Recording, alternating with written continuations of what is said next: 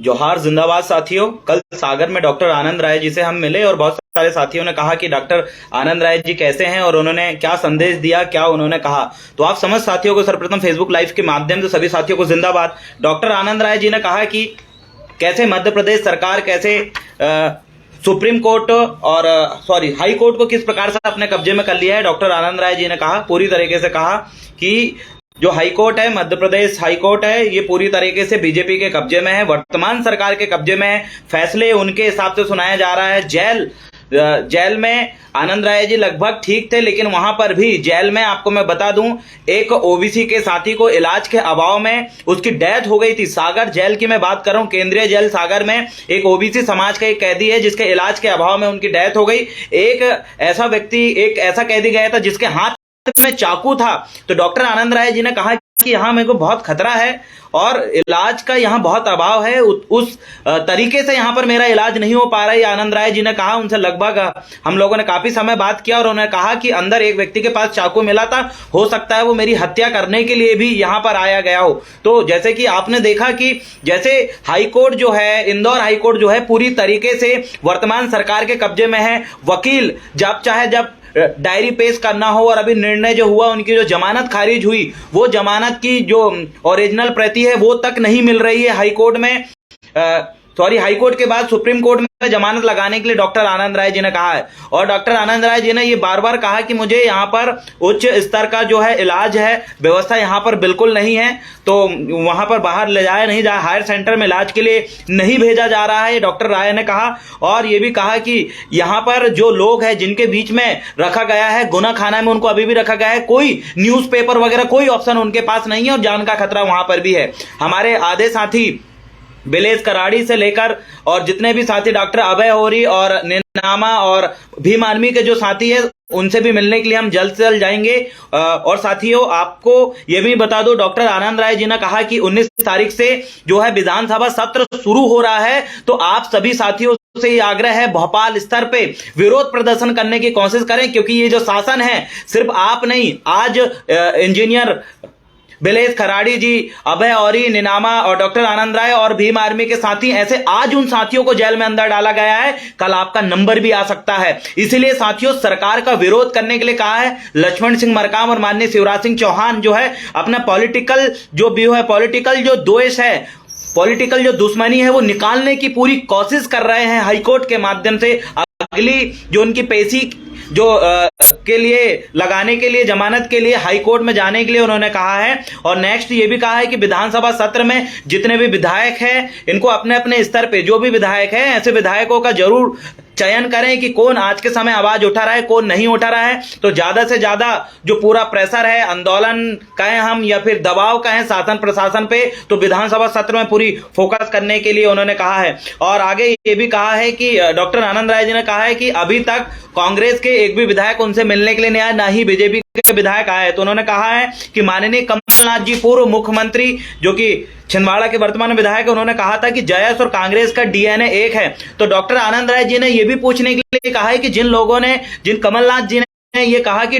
जयस और कांग्रेस का डीएनए के कितने लोग डॉक्टर आनंद राय जी से मिलने के लिए गए, कितने लोग हमारे जो 5 साथी गिरफ्तार है उनसे मिलने के लिए जेल गए, कोई भी ऐसे नेता, विधायक, मंत्री कोई भी नहीं गया है। तो पूरी तरीके से उन्होंने कहा कि ये लोग सिर्फ पॉलिटिकल आपका यूज करना चाहते हैं, जो स्वतंत्र नेतृत्व है उसको खत्म करने की कोशिश की जा रही है, डॉक्टर आनंद राय जी ने कहा। अगला उन्होंने कहा कि जिस प्रकार से अंदर मारने के लिए उनका जान का खतरा है, चाकू पहुंचाया जा रहा है, जिसके हाथ में चाकू मिला, डॉक्टर साहब ने उनका नाम बताया, रोहित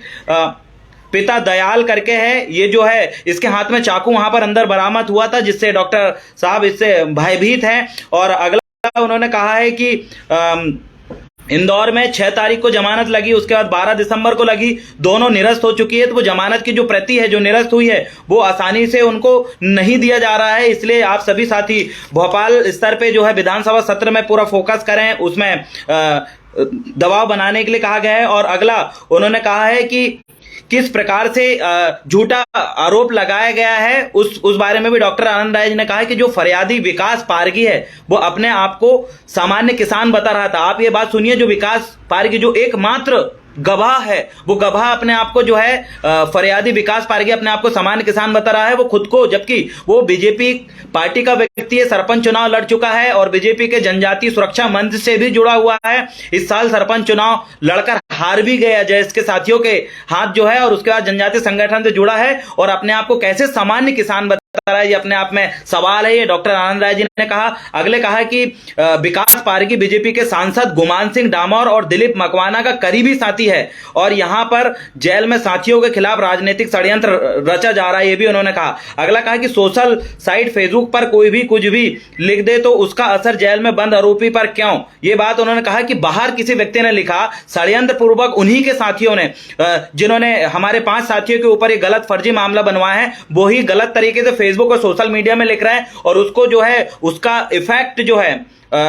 अंदर जो बंद है हमारे साथी उन पे क्यों पड़ रहा है। अगली चीज उन्होंने कहा था कि घटना स्थल पर वीडियो में कहीं से कहीं तक हमारी फोटो नहीं आई, कहीं से कहीं गाली गलौज और किसी प्रकार का कोई वीडियो फुटेज नहीं मिला, सब बेबुनियाद आरोप है। अगला उन्होंने कहा कि गाथा स्थापना कार्यक्रम की परमिशन के लिए बकायदा लेटर लिखा गया था, फिर भी इस कार्यक्रम को सरकारी कार्यक्रम क्यों बोला जा रहा है, ये षड्यंत्र। उन्होंने कहा कि कैसे हमारे जो 5 साथी है इनको षड्यंत्र पूर्वक अंदर डाला गया। अगला उन्होंने कहा कि दिनांक 15 नवंबर 2022 को सांसद जी का कार्यक्रम चार्ट अनुसार दोपहर 1 बजे से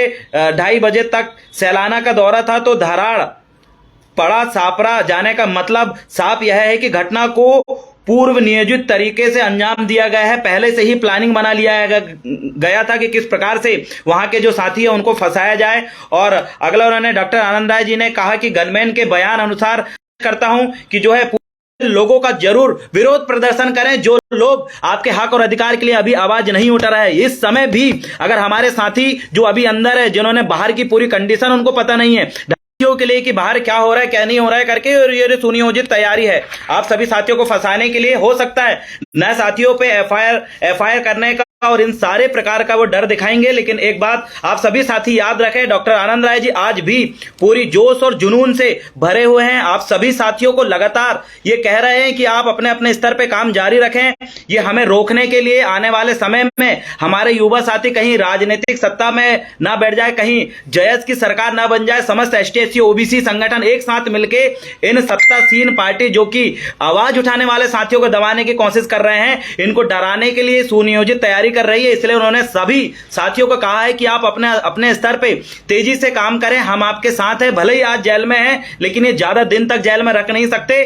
क्योंकि साथियों जब हमारे जेल के अंदर जो साथी है वो हिम्मत नहीं हारे हैं, डटकर वो पूरे जोश और जुनून के साथ आज भी हमें बोल रहे हैं कि आप लगातार अपना काम जारी रखें। इसीलिए आप सभी साथियों से यही रिक्वेस्ट है कि ये विधानसभा सत्र में हम पूरे जोरों शोरों से, ट्विटर ट्रेंड हो या सोशल मीडिया हो या जिस भी स्तर पे संवैधानिक दायरे में रहकर आंदोलन करने की बारी आएगी, हम आंदोलन करेंगे और कभी भी विरोध प्रदर्शन करने के लिए किसी से परमिशन की जरूरत नहीं पड़ती और ये छोटी मोटी धारा से हम डरने वाले नहीं है। इसलिए आप सभी साथी जो है इस बात को ध्यान रखें। और अगली चीजें ये भी कहा है कि आज जो है आज वो लोग पावर में हैं, तो आज हमको और आपको और हमारे जैसे युवाओं को वो डरा रहे हैं, धमका रहे हैं और जेल में डालने की धमकी देते हैं और जेल में डालते हैं। तो इस बात को भी उन्होंने याद रखने के लिए कहा है कि कल जब हम पावर में आएंगे तो उनकी औकात याद दिखाएंगे और उनकी वाकई में उल्टी गिनती शुरू होगी, ये बात उन्होंने कहा। तो आप सभी साथियों से यही रिक्वेस्ट है कि पूरे जोश और जुनून के साथ अपने मिशन को, अपने विजन को पूरा करने के लिए दिन और रात लगाना शुरू कर दीजिए। और हम अब अगला हमारा जो मूवमेंट होगा वो भोपाल की तरफ मुड़ेगा और कोशिश हम यही करेंगे कि इस विधानसभा सत्र में जितने भी हमारी विचारधारा को समर्थन करने वाले विधायक है, जो हमारे आंदोलन को समर्थन करने वाला विधायक है, जो आज हमारे इस दुख को, युवा नेतृत्व को बचाना चाहते हैं, उन सभी विधायक तक ये संदेश जरूर पहुंचाए और उनको बोलें कि अपने अपने स्तर पे जो है आवाज उठाने का काम करें, क्योंकि अभी यही वक्त है कुछ कर गुजरने का। और कोई भी साथी डिमोटिवेट होकर और उत्साह कम करके घर में ना बैठें, लगातार अपने पुरानी रफ्तार से काम करते रहें, यह हमारे सभी साथियों ने कहा। अगले हम बिलेश खराड़ी भाई से आज हमारे कुछ साथी मिलेंगे, उन तक भी वो हमें क्या संदेश देते हैं, आप सभी साथियों तक हर एक संदेश शेयर करेंगे। लेकिन एक बात जरूर कहना चाहता हूं कि हमारे साथी जेल के अंदर ही पूरी तरीके से उत्साह से परिपूर्ण है। बस आप लोग अपने काम को बिल्कुल धीमा ना करें, तेजी से बिल्कुल बढ़ने दें। इतना कहकर आज के इस वीडियो को मैं ही वाइंड अप करूंगा। सभी साथियों को जिंदाबाद। जय जोहार, जय आदिवासी, जय गोंडवाना, जय मूल निवासी।